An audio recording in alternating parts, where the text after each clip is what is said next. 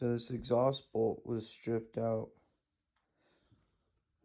and with the help of Moose metric die tap kit, we were able to get a new bolt in. And now we're going to do the same process on the subframe on this KX. Here's the instructions if you guys don't understand how to use a tap kit. Took me a little minute to figure it out.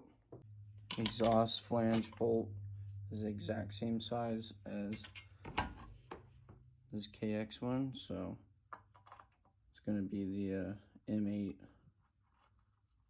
by 1.25. All you do is just get it going.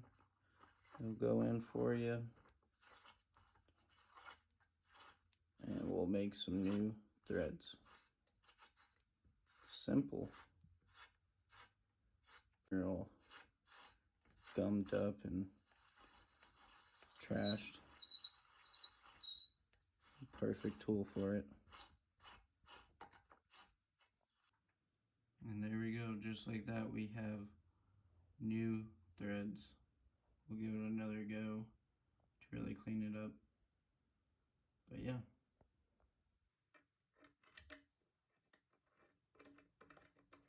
And just like so. So, Moose tap kit, I highly recommend.